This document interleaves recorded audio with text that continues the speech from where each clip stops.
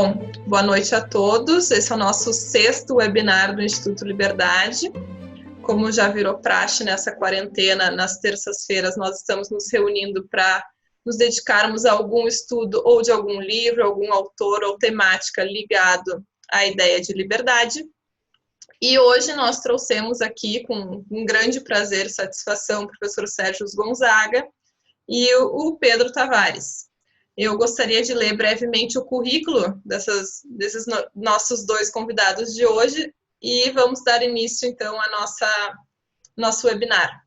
O professor Sérgio Gonzaga é doutor em literatura pela URGS, é professor no curso de letras da mesma instituição desde 1977, é um dos fundadores do curso unificado do Colégio Leonardo da Vinci, muito conhecidos aqui em Porto Alegre, foi diretor da editora da URGS, diretor do Instituto Estadual do Livro, secretário de Cultura de Porto Alegre de 2005 a 2012, tem vários livros publicados e hoje também é coordenador da subsecretaria, né, coordenação do livro, né, professor? Uhum. E o Pedro é presidente executivo do Observatório do Empreendedor, que logo mais ele também pode explicar o que é coordenador administrativo do Lauro Santiago Arquitetura, é ex-presidente do Instituto de Formação de Líderes de Santa Catarina e aluno da Foundation for Economics Education, da Acton University e da Fundação Friedrich Naumann.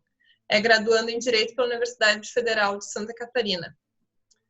Para iniciar essa nossa discussão, então, sobre o livro 1984, do George Orwell, eu gostaria de convidar, então, o professor Sérgio para que nos traga uma perspectiva do contexto histórico e até as referências que o George Orwell tinha, tanto para sua escrita quanto para a criação da sua obra, a criação do enredo dela. Se o senhor pudesse nos dar essa introdução, professor, por favor.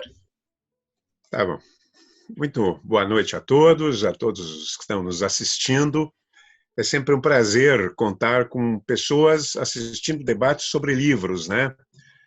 É claro que essa pandemia é um horror, mas algo positivo foi isso, né? Essas transmissões que têm atraído sempre públicos enormes para falar de livros. Também gostaria muito de exaltar a presença de dois jovens como vocês, Gabriela e Pedro, amantes de livros, né? Já sei, são pessoas que gostam muito de ler.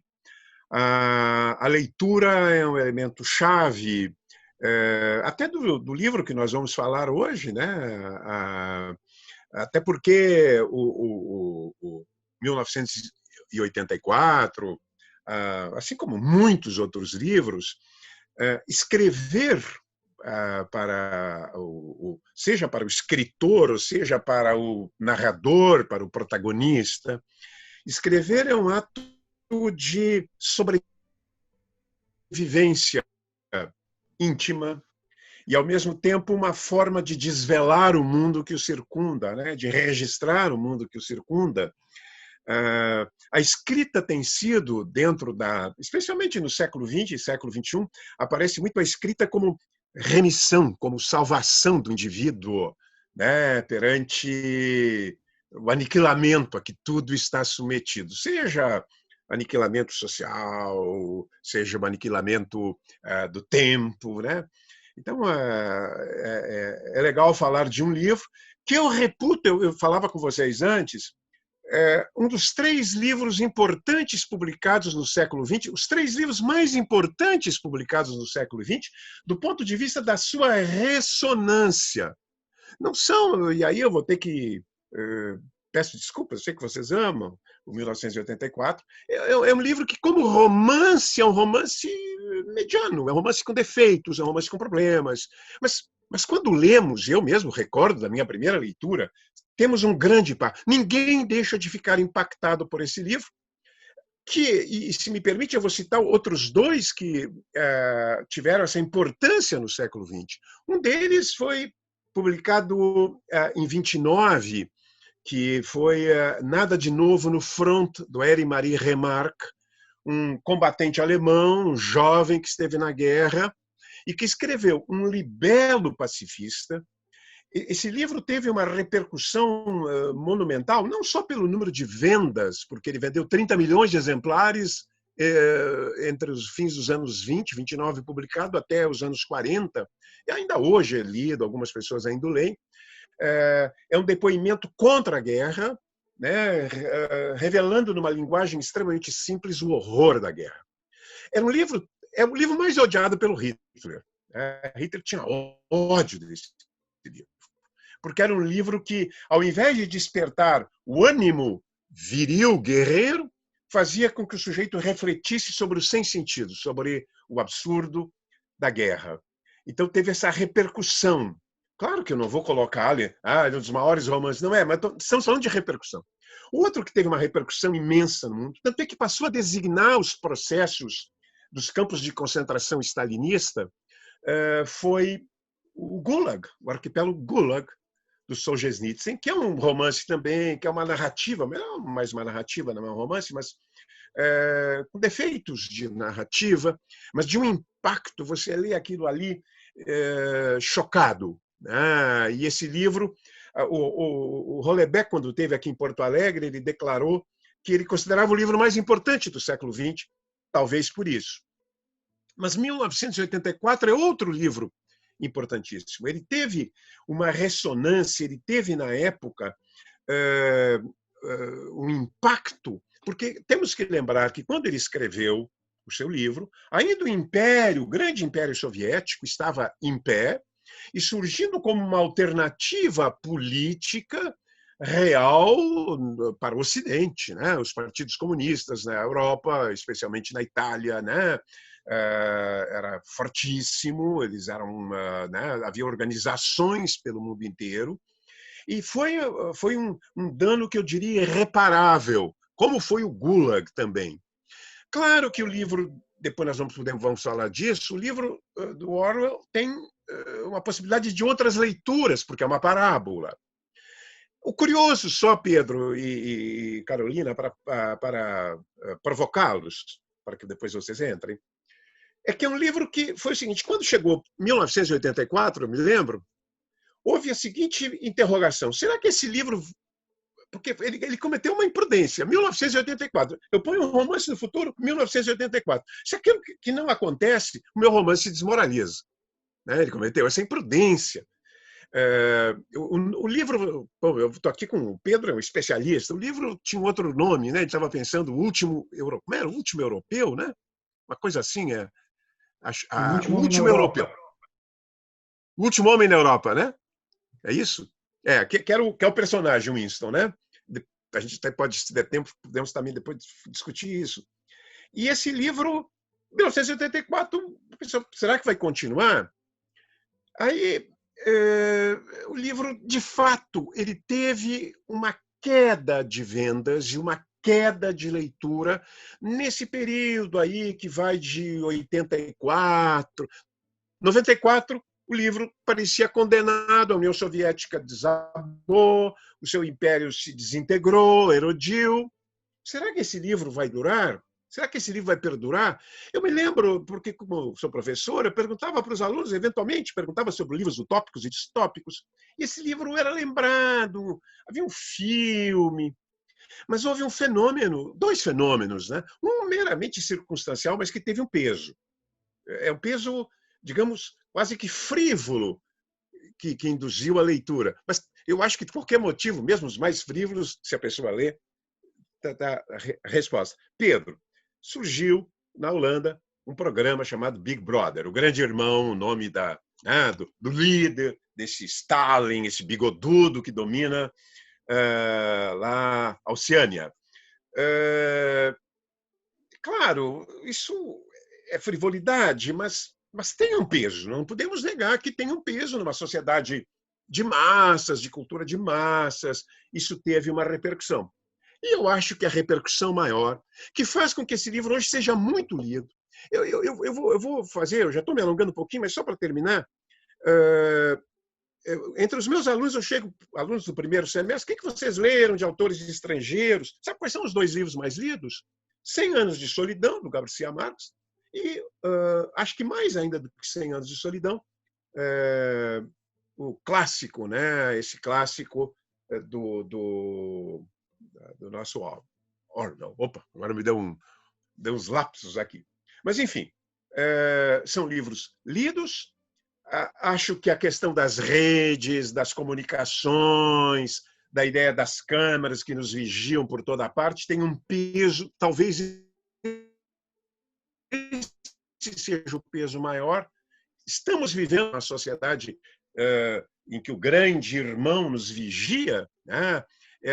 Essa é uma pergunta que se pode depois discutir. Mas para começar a colocar, depois eu posso até, se preciso, colocar, Carol, como você me pediu, influências, né, do Orwell, só que eu acho que ele teve uma originalidade marcante em relação aos seus antecessores, que também escreveram utopias.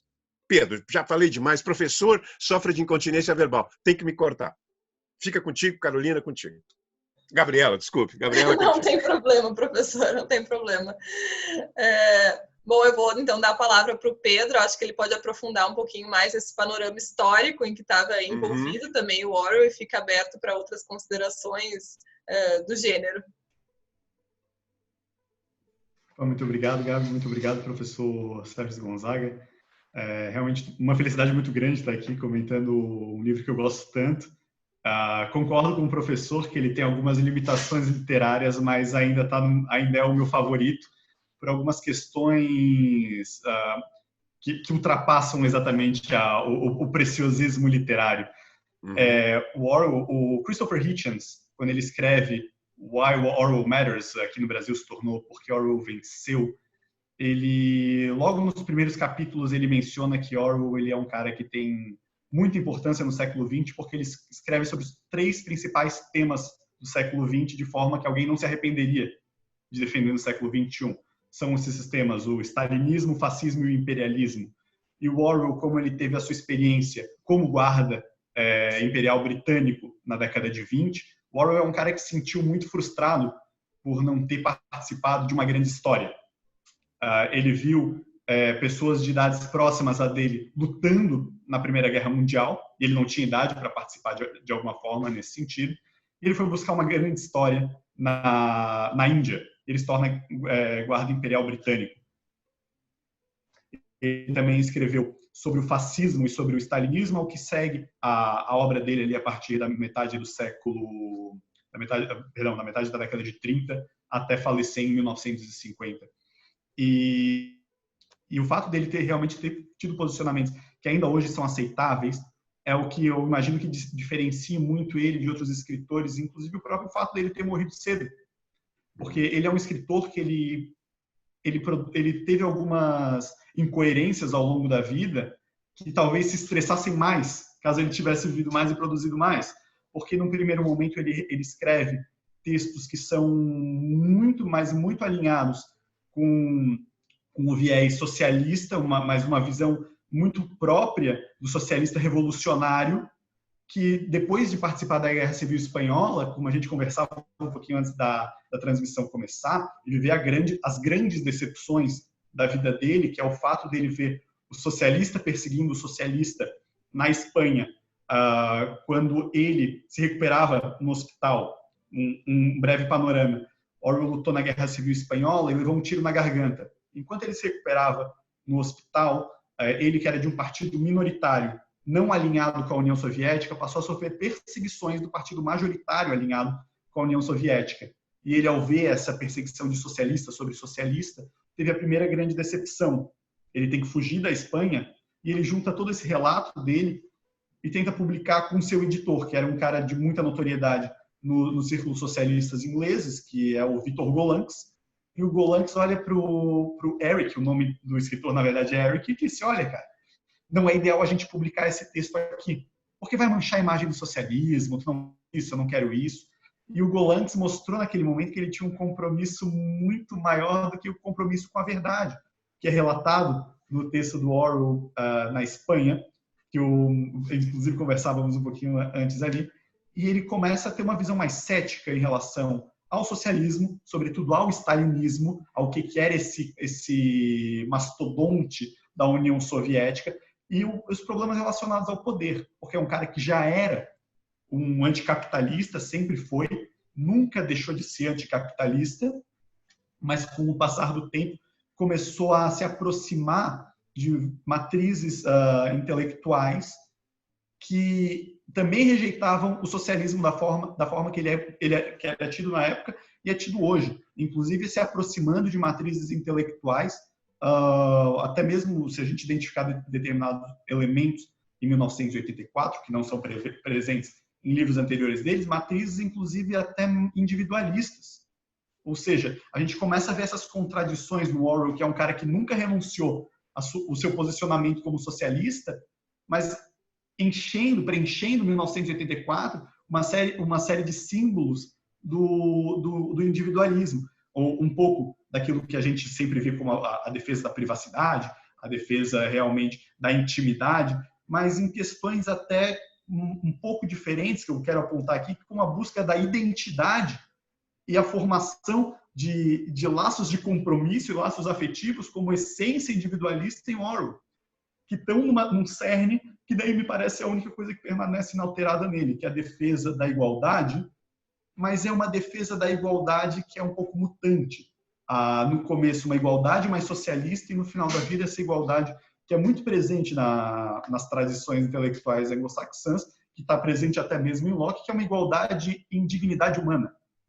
Orwell ele se torna, então, essa grande manifestação não dos socialistas, sobretudo por ter sido crítico em homenagem à Catalunha, em A Revolução dos Bichos, em 1984, mas ele ganha essa projeção por ser um pensador que está norteado por princípios e valores e um pensamento cético e independente. Então, isso dá uma notoriedade muito grande e, ao mesmo tempo, como isso não serve como uma luva, um guarda-chuva para determinados ideólogos que querem roubar uma figura tão popular como Orwell para si, todo mundo quer tirar um pedacinho do Orwell.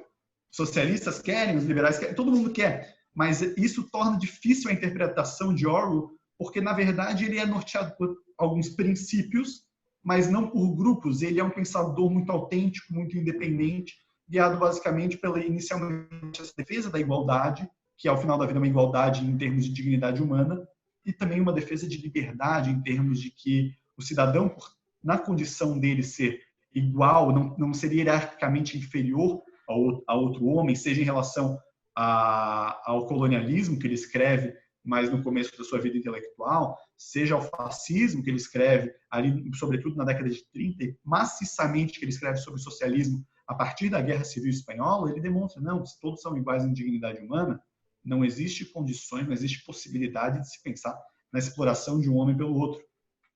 Então, com isso, a gente percebe que essas contradições, elas não atendem determinadas necessidades de interpretação, e a gente pode seguir a discussão em elementos biográficos ou elementos da própria obra, que vão demonstrar que realmente não é o Orwell ele não é um cara que nasce numa forma, ele é um cara que vai se construindo com base nas suas próprias percepções, na sua própria vivência, seja ele lutando na Espanha, seja anos depois ele trabalhando na BBC, seja ele anos depois já padecendo de tuberculose e tendo que terminar o livro que ele sabia que ia ser o seu mais importante, que foi o 1984, ele falecendo ainda sem enxergar o verdadeiro impacto da própria obra, o maior volume de dinheiro, digamos assim, em termos relativos, de entrando dinheiro na conta dele sobre produção, veio 2 anos depois, quando foi publicada a segunda, 2 anos depois da morte dele, quando foi publicada a segunda edição, por exemplo, de A Revolução dos Bichos.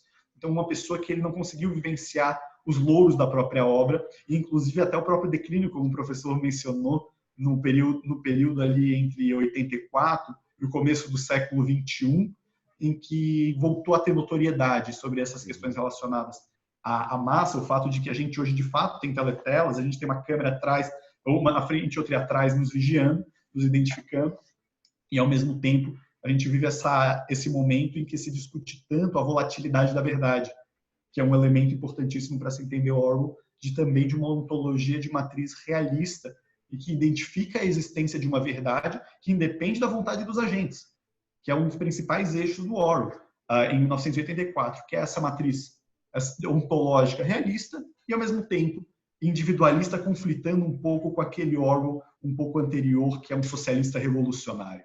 Então, essa é a contribuição inicial que eu gostaria de dar, que é realmente a percepção de que há contradições em Orwell, que são importantes para se dar interpretações a respeito da obra dele, sobretudo a obra mais tardia, que é o 1984. Queria fazer um comentário ao que o Pedro trouxe, que ele diz que ele fica indignado que o partido rejeita a obra dele, no sentido de é melhor que não se publique agora, negando uma realidade, e isso é bastante expresso no livro, na frase do líder do partido no livro, quando ele fala assim: só nos interessa o poder em si, não é nem o luxo, nem uma vida longa, nem a felicidade, só o poder pelo poder. Então, ele representou bem, olha, os meus partidários, meus colegas de partido não quiseram buscar a verdade, e isso foi bem representado pelo próprio líder do partido no livro, né? Então, é apenas o poder, não é a verdade, não é a felicidade, não é o luxo, é o poder. Então, professor, se o senhor quiser continuar, então, a nossa... Não, eu estava ouvindo, e agora tu entraste também, essa questão como é nuclear na vida dele, a questão da verdade. Mas tem algo que ainda me parece muito importante, até para os nossos espectadores. O Orwell tem uma característica que eu acho muito importante nos verdadeiros intelectuais, que subjaz a isso, claro, a paixão pela verdade, que tu colocaste, Gabriela, mas que é a ideia de que você não precisa ser coerente de forma permanente com as suas ideias, ou melhor, que a sua fé num partido, a sua fé não precisa num partido, num sistema de ideias, não precisa ser retilínea. Ou seja, se essas ideias não correspondem à realidade, se elas de alguma maneira naufragam na realidade, se elas são incompletas, se elas são equivocadas a respeito da realidade, você rompe com elas, né? E sai à busca. Eu sempre tenho medo daquela... Fulano foi muito coerente intelectualmente, até em muitas ocasiões pode ser verdadeiro, mas por outro lado significa, eu posso dizer, bom, o Hitler também foi coerente, né, com as suas ideias. Ser coerente não é em si uma qualidade do intelectual. A qualidade dele é enfrentar, digamos, ele consegue uma posição muito difícil, é quase, não vou dizer anarquista, porque ele obviamente não era um anarquista, mas um pouco anárquica, nesse sentido de que ele se opõe, ele escreve um livro acachapante, é um livro que eu me lembro que me marcou muito, me levou a ser esquerdista até, um dos livros que me levaram, que é aquele Dias na Birmânia, que é um retrato impiedoso do imperialismo, do imperialismo inglês, né, que não adianta querer edulcorá-lo, né? Ele tem um retrato num romance que é ruim como romance, mas é impactante, que, se não me engano, chama-se A Caminho de Wigan, né, que é um romance impactante sobre a vida dos mineiros. Você fica ali, né, chocado, lembra o Germinal Zola, ele tem a força moral, a força de denúncia do Germinal Zola, lá no final do século XIX, mas ele vai se transformando, quer dizer, a Guerra Civil, ele vê qual foi a posição do Stalin em relação à Guerra Civil, né? Stalin mandou criminosamente, né, o desejo do Stalin era a destruição dos trotskistas, a destruição dos anarquistas e a imposição ambiguamente dos comunistas. Ele percebe, ao perceber isso, é uma percepção para quem crê, é muito grave, leva muitos anos para você assimilar isso.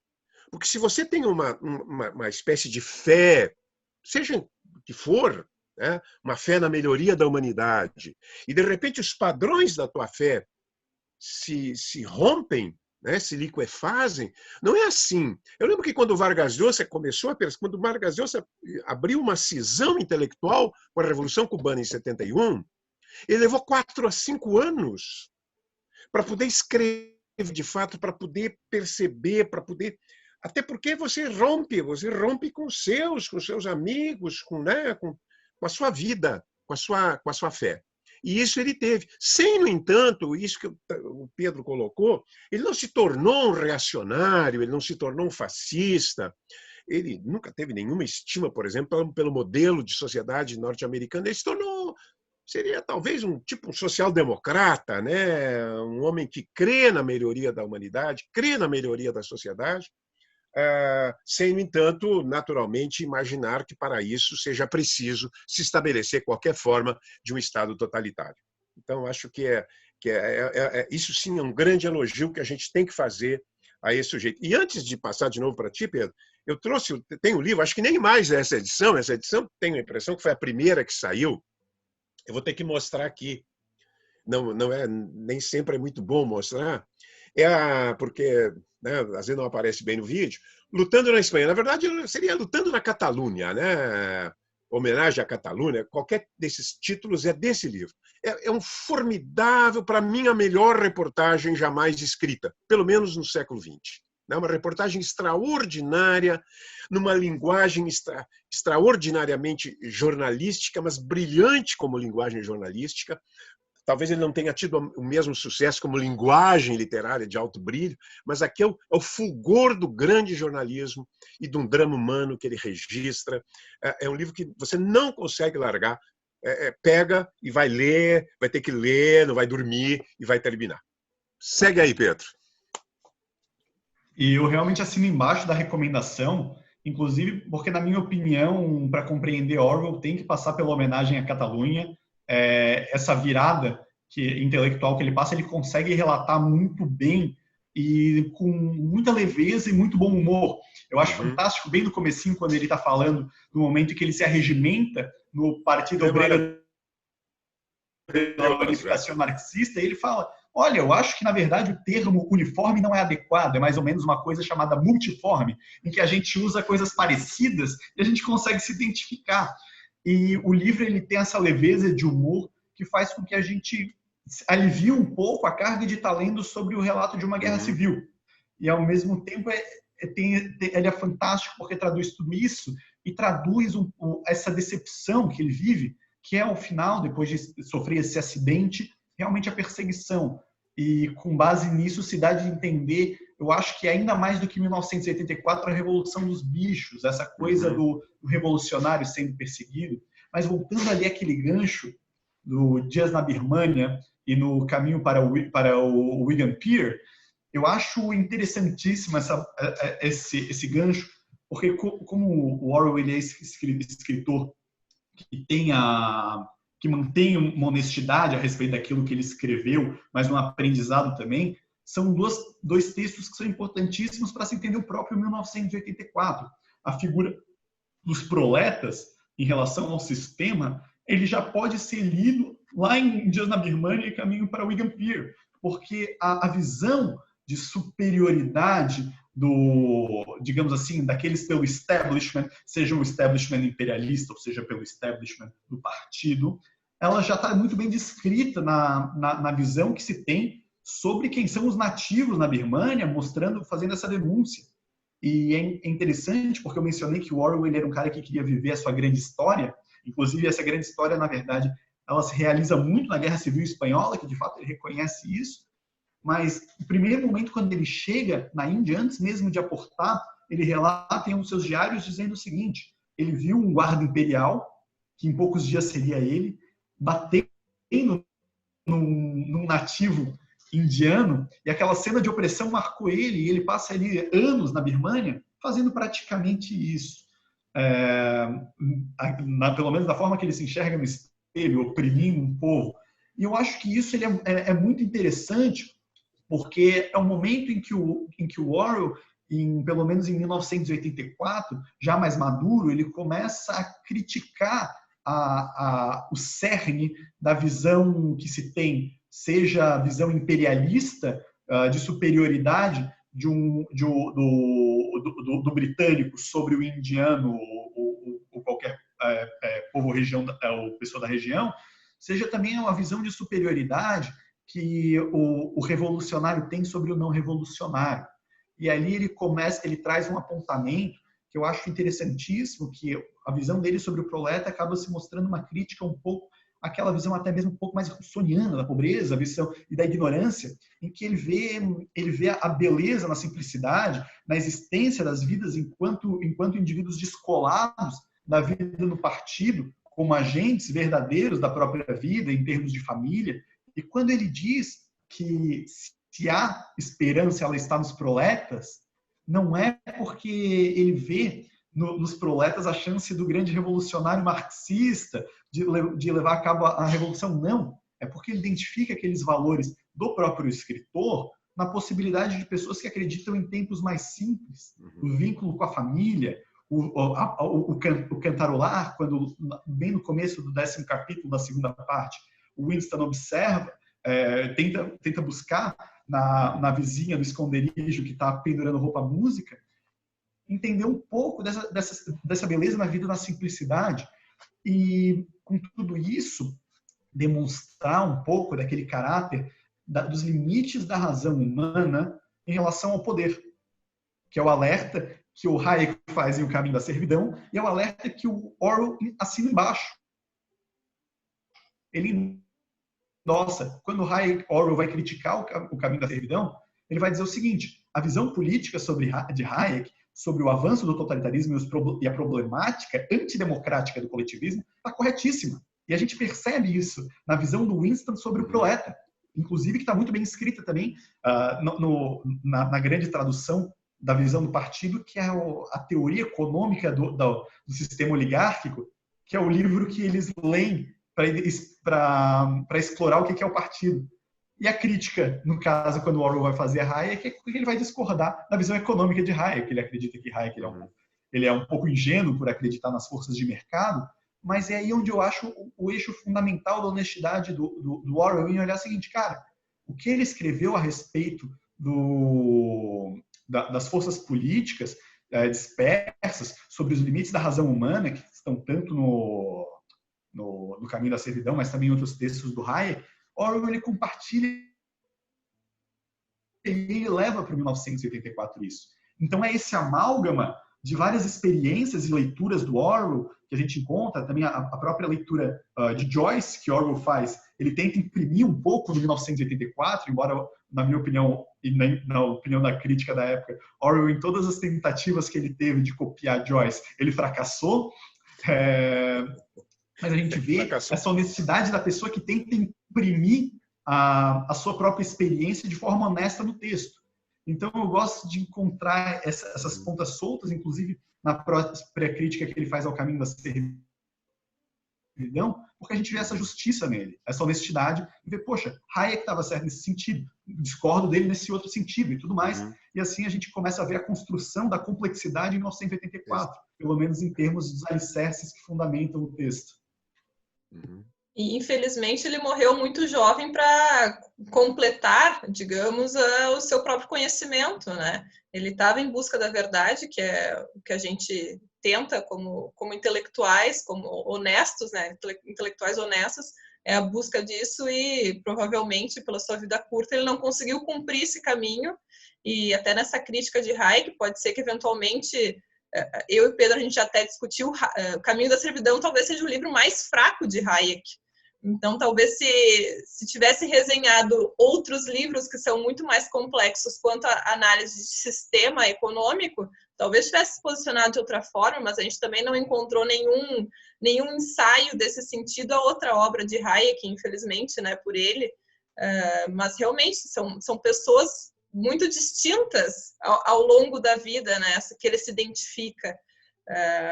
Mas o professor Sérgio, quando a gente estava conversando antes do início dessa live, ele comentou sobre que, em alguns momentos, as pessoas tentam desvirtuar o principal motivo da obra, mas que, na verdade, ela está muito centrada na Revolução na União Soviética, né? Então, se o senhor quisesse explorar mais isso, ou fazer pinceladas, claro, do que o Pedro passou a expor. Tá bem, obrigado, Carolina. O Pedro falou uma coisa muito interessante, que é essa questão de que há um humanismo, né? Talvez a sua própria experiência de vida, talvez o fato de vir de uma família pobre e ter estudado, enfim, numa escola de qualidade, né? Mas essa percepção, exatamente, quer dizer, o proleta, que ali aparece com esse nome, proleta no romance em 1984, não é meramente não é aquilo um agente político visto sempre, né, como mas é um ser humano cuja vida tem a sua vida comum, né, que levanta, que, né, vê a natureza.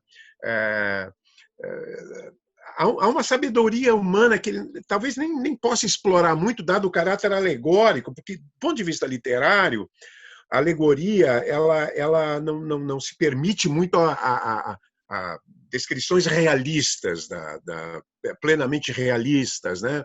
De anotações sobre o cotidiano, de anotações sobre o amor, por exemplo. É legal aquela relação amorosa do Winston com a Júlia, como uma forma também de resistência, né? Como ocorre isso é curioso, agora eu nunca tinha me dado conta, assim, mas ele está lidando com algum dos temas nucleares da ficção da modernidade. Por exemplo, a ficção como forma de defesa, seja do escritor ou seja dos protagonistas, a escrita, não a ficção, mas a escrita. O amor. Né? É impressionante como no século XX, mesmo no século XXI, o amor, entendido muitas vezes como sexo, né? As cenas de sexo deles são muito pobres, perto das grandes cenas que temos na literatura modernista, né? Na literatura, por exemplo, agora, de um Philip Roth.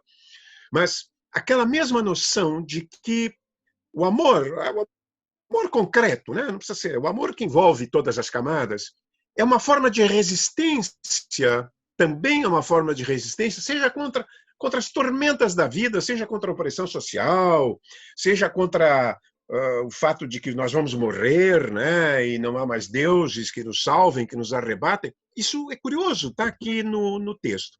Mas eu queria voltar a falar aquilo que tu colocaste, Carolina. De fato, há várias leituras. Toda alegoria permite várias leituras, mas essa eu não vejo como não possa ser vista como uma leitura do totalitarismo. Isso seria assim, absurdo você dizer que não é uma estrutura totalitária. E uma estrutura, digamos, política totalitária. E mais, as referências são muito próximas, né? São muito próximas, tudo é próximo.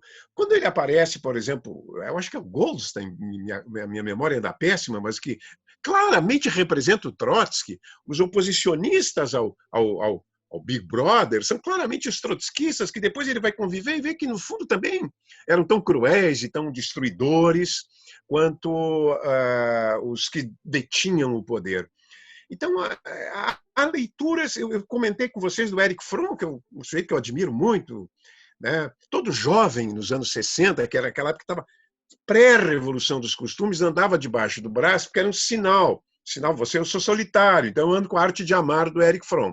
Erich Fromm foi um intelectual muito importante, sem dúvida nenhuma, mas eu li hoje, casualmente, uma análise onde ele não nega completamente, mas ele tenta escamotear, ele chega a dizer que não, que aquilo está se referindo ao Partido Socialista ou ao Partido Trabalhista inglês. Né? Não, aquilo é a União Soviética, né? Claramente a União. Agora, como a literatura ela não é um registro, digamos, exclusivo de algo, como ela sempre se abre, uma boa literatura ela se abre, ela tem aberturas semânticas, é claro que você pode interpretar o totalitarismo, eu acho que isso também está em voga hoje, conforme falávamos nós mesmos no início, né? Antes aí, talvez esse totalitarismo, se é que é um totalitarismo, dessa... como tu mesmo mostraste, né? O telefone que nos tem à frente, tem câmera atrás, em qualquer lugar nós vamos na câmera, os nossos dados hoje podem ser compartilhados a qualquer momento, hackers invadem os nossos computadores. Quer dizer, o totalitarismo, nesse sentido, que pode ser isso sim interpretado, que não se restringe, embora seja um núcleo, ao stalinismo, vale para o nazismo, vale para o fascismo, vale para uma sociedade de massas, de indivíduos alienados, né? Porque eu acho que é o tema também dele, a alienação, o indivíduo que não toma consciência, que é induzido a não tomar consciência, que é carregado por N formas a não ter consciência do mundo. Né? E o que é bonito no Winston é que ele começa com ele tem essa consciência, ele precisa escrever esse diário para manifestar a sua consciência. Eu acho que nesse sentido, eu acho que eu até já estou gostando de novo do 1984 bastante. Vamos seguir. Fala aí, Pedro. Fala aí, mas não precisa mais me persuadir, já gostei. Opa, então missão cumprida. A gente ainda tem tempo pela live, agora eu consigo soltar mais o verbo porque eu já persuadi. Mas eu acho muito interessante porque o formato de alegoria que o Orwell ele adota, ele deixa bem quadradinho quais são os 3 atos e qual é a simbologia de cada um desses 3 atos. É um livro em 3 partes. A primeira tem 8 capítulos, a segunda tem 10, a terceira tem 6. E é interessante, eu acho interessante ver essas 3 partes como a primeira, o despertar do Winston. É o momento em que o Winston começa a tomar consciência depois de 39 anos de vida. Ele teve, enfim, uma série de experiências de vida, mas no momento em que ele acorda e ele desperta é o primeiro capítulo. Ele começa a ter consciência. E aquela máxima de Descartes, do cogito ergo sum, penso logo existo, eu imagino que ela é muito aplicável ao Winston Smith do 1984, porque o Winston Smith, enquanto pessoa, indivíduo, agente da própria vida, ele existe nesse intervalo curto dos 24 capítulos do 1984. A segunda parte é a parte em que ele vive, em que ele existe de alguma forma. O primeiro ele despertou, o segundo ele vive, e a terceira é quando ele morre. E não é aqui a morte física, mas a morte metafórica da sua personalidade, da sua individualidade. E é interessante porque, nesse sentido, o Orwell tenta buscar alguns elementos simbólicos que vão traduzir isso. A primeira delas que eu acho interessante destacar é aquele souvenir coral, que é uma coisinha super tosca, um adorno tosco, mas que ele bate nessa tecla. No final da primeira parte, quando a gente vai finalizar essa etapa do despertar, o souvenir coral é o elemento numa sociedade socialista em que todo mundo é padronizado, pelo qual o Winston consegue se identificar. Ele consegue se desprender um pouco dos outros. Todo mundo veste a mesma coisa, fala a mesma coisa, come a mesma coisa, mas eu agora tenho esse objeto aqui que me diferencia dos demais.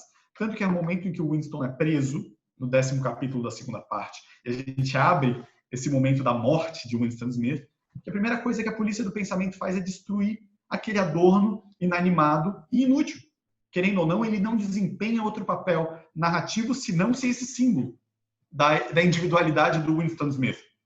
A segunda é esse elemento realmente do amor, do romance do Winston com a Julia, que o Orwell, uma das coisas que ele teve mais dificuldade, agora não só como escritor, mas como Eric Blair, ele teve uma vida afetiva problemática de começo ao fim.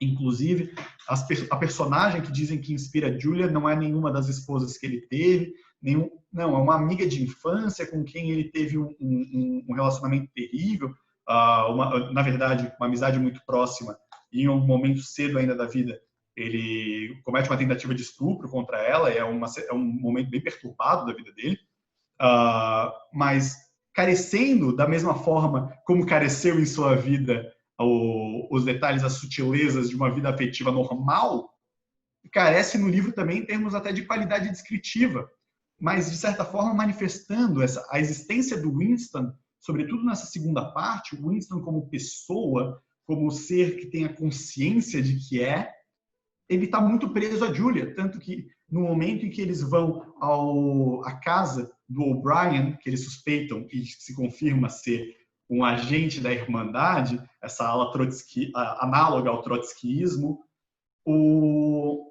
ele exige que eles façam um juramento de se entregar a essa Irmandade.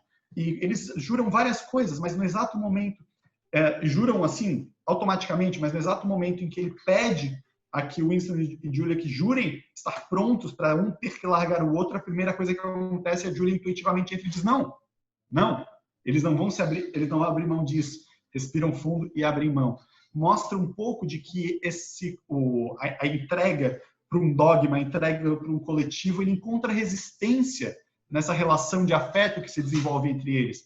Tanto que, no finalzinho, quando o Winston está sendo torturado, para que essa personalidade dele desapareça, essa pessoa que ele construiu ao longo do livro inteiro desmanche, no momento que ele é torturado, o O'Brien pergunta para o Winston, você se considera humano? E o Winston fala, sim, me considero humano. E ele já, com a face toda deformada, sem dentes, cabeça raspada, com um aspecto doentio, o O'Brien o aproxima de um espelho e diz: se você é um homem, você é o último homem que existe. A sua espécie está em extinção e nós somos os herdeiros. E ele vê aquela imagem deteriorada de pessoa ali, que é realmente esse desmonte do Winston enquanto indivíduo. E o golpe final para matar esse Winston, o que é? É torturá-lo ao ponto de entregar a mulher amada.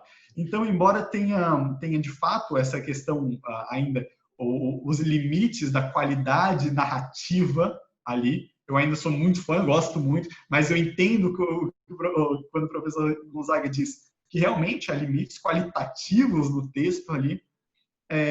Esse símbolo, o Orwell, ele tenta explorar muito, como a partir do momento que tu te entregas e dá lealdade a alguém, começa a perder um pouco espaço para esse dogma, porque tu vê mais sentido em se entregar afetivamente a alguém do que a um partido, ao socialismo e tudo mais, ou qualquer outra mentalidade que exige essa dogmática que o Orwell vivenciou. Então, concordo muito nesse sentido também, de que realmente são esses pequenos elementos que mostram que a construção da personalidade é uma manifestação um pouco desses conflitos que o Orwell viveu ao longo da sua vida, seja combatendo a dogmática imperialista, a dogmática socialista, e que, de fato, ele é alicerçado na crítica ao stalinismo, mas a analogia ela serve para todas as outras formas de invasão às liberdades e aos ataques sobre a dignidade humana, sobre tudo isso, a condição de seres humanos como iguais e dignos de uma condição semelhante, que é o tratamento igual, o tratamento isonômico de um em relação ao outro, reconhecer no outro essa condição civilizada, civilizatória de que você é um humano também. Então, concordo bastante nesse sentido também, de que a alegoria ela seja aplicada, de fato, a outras interpretações em maior ou menor grau, mas essa crítica central ao stalinismo é o espírito do 1984. Professor, gostaria de complementar, e agora, depois que o senhor admitiu que ficou novamente encantado pela obra, o que o senhor acha que o leitor comum, digamos, não compreende dessa obra? O senhor acha que falta que o leitor comum compreenda para que a gente também não repita, né? Não volte a cometer os erros do passado? O que o senhor acha que hoje é replicado, que são lições não aprendidas do livro? É uma boa pergunta. Eu acho que o livro, eu até inverteria, por que será que os jovens alunos, por exemplo, jovens, estão relendo hoje muito consistentemente, muito intensamente esse livro que parecia... Ele é colocado nas histórias literárias assim num plano bastante subalterno, né? Como de repente esse livro e renasce, a gente percebe que o livro tem muita coisa. Eu acho, por exemplo, que talvez o jovem, porque a leitura de um livro necessariamente você não precisa racionalizar sobre ele, né? A leitura ela cria uma adesão muitas vezes afetiva. Você sabe, eu gostei muito. Aí você, por quê? Não sei bem, né? As pessoas têm gostado. Eu acho que tem uma coisa que nós não tocamos, se me corrijam, por favor, tá, da minha péssima memória, que é uma questão, para mim, que é muito forte no livro, muito interessante no livro. Talvez o motivo, porque o totalitarismo, de alguma forma, essas formas extremadas de totalitarismo não seduzem mais hoje, né? Acho eu. Né? Talvez tenhamos pouco, o mundo inteiro, você tem poucas experiências, talvez a China, mas a China tem uma tradição, nunca experimentou o que seria um regime democrático, a Coreia do Norte, Cuba, né? Mas que não chega, naturalmente, Cuba é uma sociedade vigiada, mas não chega aos pés daquilo que seria a União Soviética ou do que foi a Alemanha Oriental. Mas tem uma coisa que eu acho que é incrível, que é a questão da pós-verdade, e que se traduz aqui na questão da nova língua. Eu acho que isso aqui é um tema palpitante desse livro, né? De como a linguagem, e aí não é só a questão como está no livro, mas é como está na nossa vida. Como a linguagem simplificada, como a linguagem colocada dentro de cânones estreitos de significação, como esta linguagem ela é equivocada, como ela induz os indivíduos a uma visão que totalitária talvez seja um pouco forte, mas uma visão autoritária da existência e do outro, né? De como se constrói mentiras. Eu acho que está aqui a fake news, né? A fake news que agora nós estamos tratando está aqui no livro. O Whitson fazia isso, o dicionário de idioma, o dicionário lá idiomático, iria suprimindo palavras que fossem difíceis, contivessem alguma possibilidade de interpretação crítica contra o regime, palavras ambíguas, né? O vocabulário vai se reduzindo. E ao se reduzir, ele perde a complexidade e a diversidade do mundo. Eu acho que isso é sensacional no livro, né? E é um tema nosso, é um tema agora. Eu me lembro assim eu visitei a Alemanha Oriental em 82, e aí tinha aquela República Democrática Alemã, mas na época eu pensei no Orwell, eu pensei, pô, mas isso é a nova língua, né? Digamos, você criar uma falsa linguagem, uma outra linguagem que não corresponde a verdade, pelo menos a verdade relativamente objetiva das coisas, dos fatos. E que isso passa também, como no livro lindamente passa, por exemplo, ele gosta de ir na velha Londres, né? Aquilo que ficou da velha Londres, no antiquário, né? Quer dizer, da memória, da dissolução, a reescrita da memória, a desintegração da memória. Destruir o passado faz parte da nova língua, faz parte de um novo totalitarismo. Você destrói, você não quer. Esse passado terá que ser totalmente reescrito, totalmente modificado, totalmente remodelado. Eu vejo assim coisas. Todo dia tu está ouvindo. Até quando o presidente falou: não, isso não é um vírus, é uma gripezinha. É uma nova língua. Isso é nova língua. Não é gripe, é vírus, é peste. Assim como República Democrática. Que República Democrática? Democrática longe de qualquer democracia. Então, acho que esse é um tema também muito importante e talvez seja esse um tema que tem fascinado os jovens. Eu não sei se vocês concordam, acham. Fica com vocês. Pedro, a gente tem mais 5 minutinhos, então se tu puderes então também fazer a tua abordagem final de entendimento, tá bem?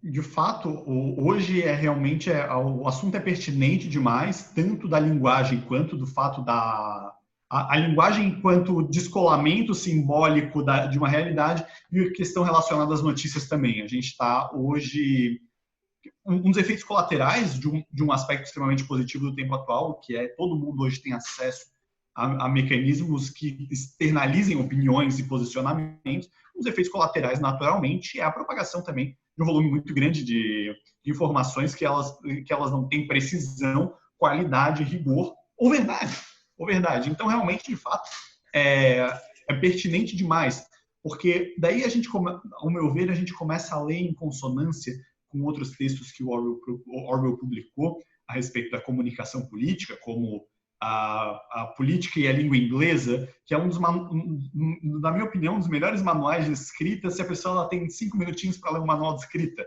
que ele explica alguns dos princípios básicos sobre como se comunicar. Coisa simples que a gente vê desde, coloca sujeito e predicado nessa ordem que não tem confusão, deixa isso tudo separado, porque a partir do momento em que a gente começa, de fato, a florear, ou ao mesmo tempo começa a esmagar a linguagem, a gente vai começar a ter outros efeitos colaterais relacionados à manipulação, relacionados à desinformação. Então, de fato, é um dos temas mais pertinentes do Orwell hoje. É realmente essa questão da volatilidade da verdade em tempos em que é muito fácil se produzir um volume muito grande de informações falsas relacionadas a temáticas assemelhadas. E a reflexão que Orwell faz a respeito das consequências disso, ele sempre acaba reafirmando a necessidade de manter a liberdade de expressão, e é uma discussão indo um pouco agora sobre a questão daquilo que não aprendemos com Orwell. É que, embora Orwell ele seja um dos grandes argumentadores da liberdade de expressão, é uma das coisas que passa muito desapercebido para aqueles que gostam de usar Orwell para os debates públicos. A gente tem que tomar cuidado com a realidade atual, com o grande irmão, com a desinformação. Então, a gente vai passar esse mundo orwelliano que nós vivemos, então nós devemos passar uma estrutura de verificação de informações. Não era isso que Orwell estava dizendo também. O orwelliano não serve para uma coisa, mas também tem que servir para outra. Quando a gente fala em defesa da liberdade de expressão, a gente tem que falar na defesa da liberdade de expressão orwelliana também. Então, eu acredito que isso sim. E esse desprendimento, essa problemática da língua, que a gente sofre hoje também, a flexibilização de termos, ao ponto de que a gente comece a mudar por completo toda a simbologia, toda a semântica que tenta se construir, tanto em textos antigos quanto em textos atuais, realmente fundamental. Porque me parece, posso estar enganado, mas é um dos fluxos da nossa própria linguagem no Brasil, não sei se nos outros países também, realmente essa perda qualitativa em termos das pessoas, tanto de interpretação de texto quanto de redação. E isso, de fato, me parece que pode atender a interesses nem um pouco republicanos, corretos, eticamente defensáveis. Então, realmente, eu concordo com o professor nessa problemática atual, voltada tanto à questão da linguagem quanto à questão da verdade. Bom, quero agradecer muito aos meus convidados, ao professor Sérgio, que com carinho aceitou nosso convite de comparecer a esse webinar. Eu espero que o webinar ele tenha contribuído para despertar um pouco mais de curiosidade das pessoas sobre o livro e que leiam o livro agora com outros olhos também, uma leitura um pouco diferente. É realmente um prazer discutir isso. Eu sou fã dos clássicos em geral e eu espero que as pessoas se estimulem mais à leitura para que a gente consiga inibir nova língua no nosso país, que as pessoas se usem como ferramental mais a literatura, né? Consigam se expressar de forma melhor e possam defender seus ideais, as suas ideias em geral. E para isso eu agradeço, então, nossos convidados. Na próxima terça, como praxe, nós temos um novo webinar, sempre mais ou menos nesse horário de entre 8 e 8h30. Então, fiquem atentos à nossa página. O Instituto Liberdade tem como propósito disseminar ideias, então nós sempre teremos uma temática voltada à liberdade, a um estudo da filosofia, da política, da economia. Aceitamos claramente sugestões dos nossos participantes para novas temáticas a serem abordadas. E mais comentários também nós vamos receber ali no Facebook. O professor Sérgio também tem Facebook, se desejar pode responder na nossa própria página se houver algum questionamento. E acho que é isso. Muito obrigada a professor Sérgio, Pedro, pela explanação. Não sei se vocês gostariam de dar uma última palavra. Bom, eu quero agradecer o convite, naturalmente, e é um prazer conversar com gente tão jovem. É um prazer ver o Pedro falando com esse ardor, com essa paixão, né? Que os grandes escritores, só os grandes escritores provavelmente nos despertam, né? A mesma coisa a Carolina, que também é uma entusiástica da leitura, e eu ouvi-la que ela gosta de ler os clássicos, é um prazer, é um mundo onde a leitura está um pouco abalada, mas eu acho que com esforços assim como esses, pequenos, que vão se multiplicando, eu ainda acredito que possamos ter uma maioria de leitores capazes de usufruir plenamente o texto, na sua complexidade, na sua ambiguidade, nas suas variáveis. Obrigado, Pedro, muito prazer em te conhecer. Gabriela, já tínhamos conversado. Obrigado por tudo e até uma próxima. Obrigado, professor. Pedro? Gostaria de agradecer ao Instituto Liberdade pela promoção do evento e pelo convite. Realmente fico muito lisonjeado. Agradecer a Gabi pela mediação. E também agradecer ao professor Sérgio Gonzaga por ter participado dessa conversa. Foi realmente uma felicidade enorme participar dessa conversa, um prazer enorme conhecê-lo. Realmente agradecer a todos os envolvidos, porque realmente fiquei muito feliz em ter participado desse webinar hoje. Muito obrigada, então. Até a próxima.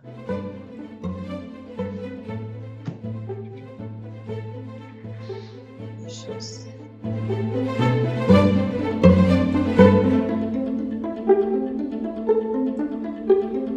Obrigada.